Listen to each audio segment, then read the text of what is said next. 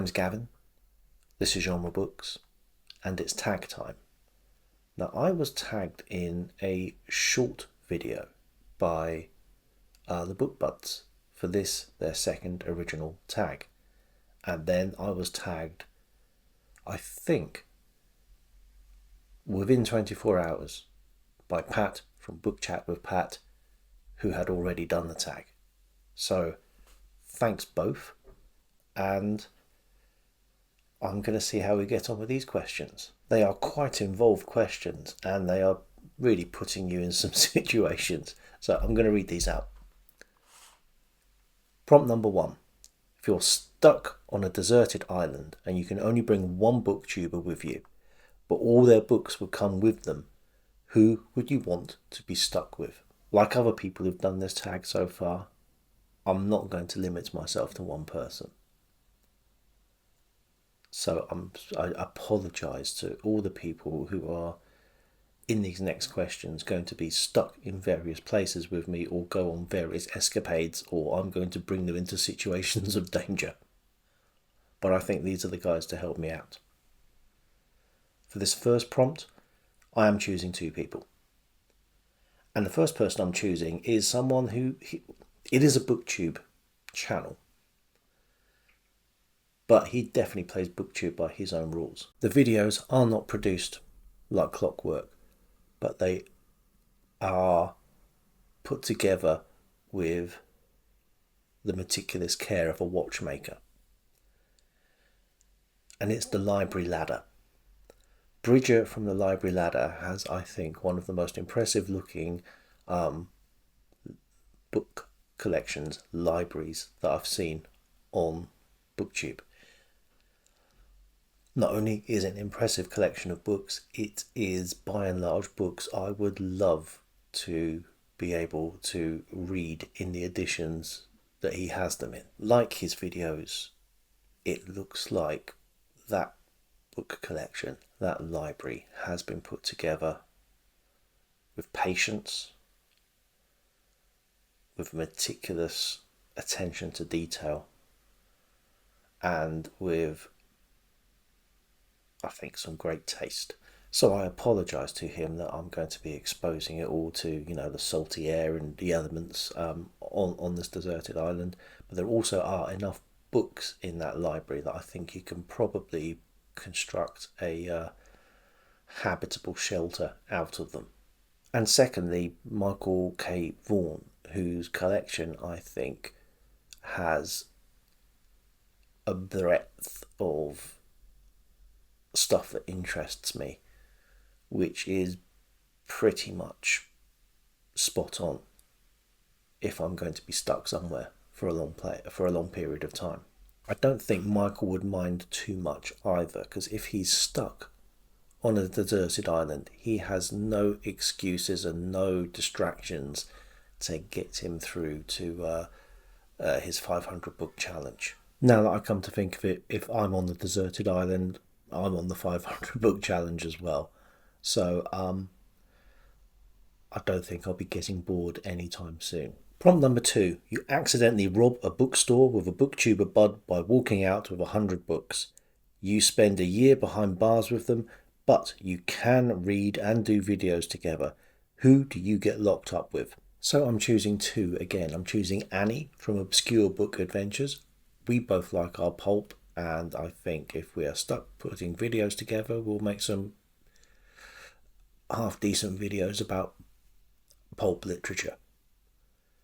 And also Aaron from Aaron Read a Book or Aaron Read a Book, who the books that he has read that I know I really like. So I want to find out about those books that he's read that I don't know, and in the hopes that maybe they are part of the haul. I don't get how we are keeping 100 books. Presumably we're not keeping these 100 books that we've stolen. If we are, then I'm going to suggest that we steal, 200 books. That'll keep us going for the year. Prompt number 3. You magically get trapped in a murder mystery you are reading. Another booktuber bud joins you to solve this mystery. Who do you want to join you? Again, choosing two people. And Pat from Book Chat with Pat. Definitely someone who's read, I think, enough murder mysteries to help me out. Murder mysteries, I've read some, but it's a bit of a gap in my reading history. So I think Pat brings a lot to the table. She's obviously likes the old murder mysteries. She's just done a let me introduce you tag to someone who, a university tenured professor who had an alternate life as a crime mystery writer. And I want Debs from Raina Read Stuff as well. She's another lady with impeccable taste in books, and having watched her this Garb August, some quite bizarre tastes in books as well. So that's the sort of generalist knowledge that you're going to want trying to solve a murder mystery. Prompt number 4. You magically get trapped in a fantasy novel, fighting dragons and casting spells. Which booktuber bud do you choose to bring in with you to save the day? I don't want to dress up. Please say we don't have to dress up. I'm not LARPing through this. But if we're talking fantasy and this has more than a hint of role-playing game to it, I think booktuber that I want in my corner is Monty from Monty Atkins books. He has not only a good fantasy collection, but specifically he has a collection of the Choose Your Own Adventure books, and he's also got a fair amount of role-playing game experience and materials. He's a man, if you want to put a science fiction bent to it, he's a man who knows where his towel is when it comes to fantasy books. But I also want someone, again, with that generalist knowledge of fantasy and interest in fantasy, but also I think someone's going to be sort of quite handy when it comes to knowledge of the lore and the background of these things. And that's Duncan from Back Away from the Donkey, who is now back on BookTube, I'm glad to say. So yes, I think versus a dragon we're still toast, but let's give it our best shot. Sorry guys for bringing you into this. Prompt number 5. You are stuck in the cloud of sadness, hitting a reading funk and feeling totally uninspired. Which booktuber bud can pick you up with their positivity? Well, I don't think you have to look further than the founders of the feast, the book buds. So I would definitely have them as one of my 2 choices. They are seemingly brimming with positivity. They are unrelentingly chipper. That, along with their knowledge of books, I think would probably get anyone out of a reading slump. And I think someone else who would do the same thing is the Ginger Bibliophile. She seems unrelentingly positive. Now, as you've noticed, I'm choosing all people from that side of the Atlantic for this prompt, because unrelentingly positive and British stroke European are just not 2 things that go well together. Not to say you might not find some positive people here, but we're not notorious for it. Prompt number 6. Your arms are in a cast for 2 months. Which booktuber bud broke your arms? Sorry, no. A booktuber bud is going to edit all your videos for you. Who edits them and why? Again, choosing 2 people. And I'm going to start with Roy from Roy Reads Anything, who I think his cuts, his edits, his insertions of clips, footage, are inspired. His choices for his shorts videos are top notch, and his little asides and the displays of information on screen are always done with good humour and knowledge. And second, I would have Gareth from Books, Songs and Other Magic, who technically absolutely brilliant at putting together the videos, is also able to put together a video on the fly, film it al fresco. Really enjoyed the videos of him going around New Orleans recently as well. So, and writes the music. So you can't ask for much more than the full package. Prompt number 7. You press a button and instantly have read all of the books that a booktuber has already read.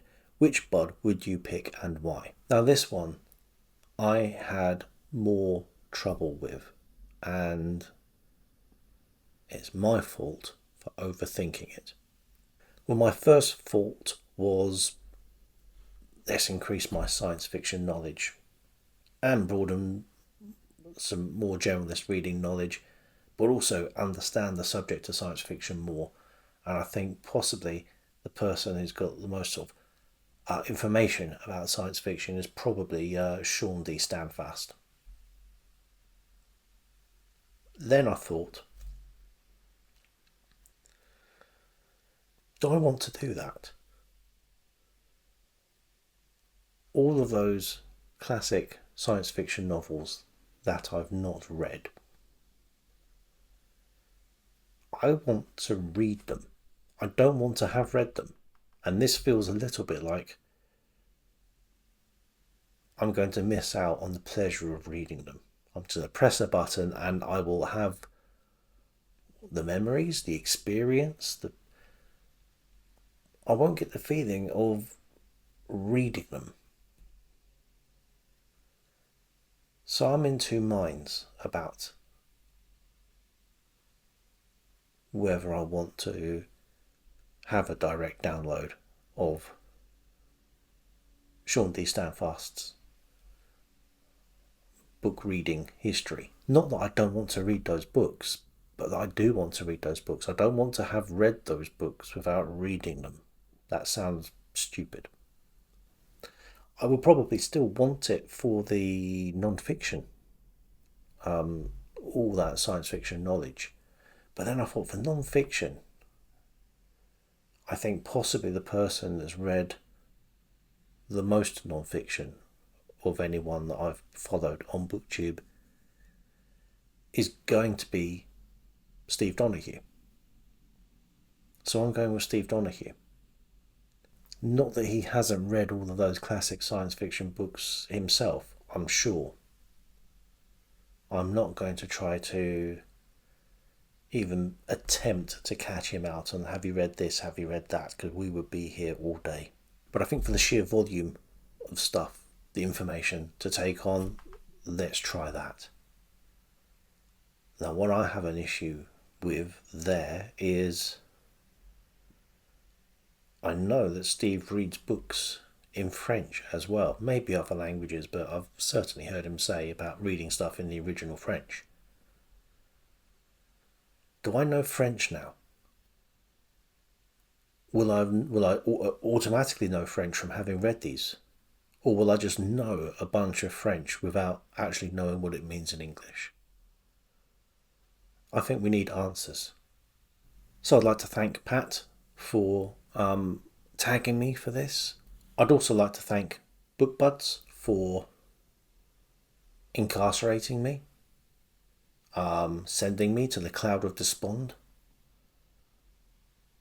throwing me into a dragon's lair, throwing me into a murder scene, breaking my arms, plugging me into the Matrix, and sticking me on a deserted island. Thanks, guys. And until next time, if I'm still here, bye.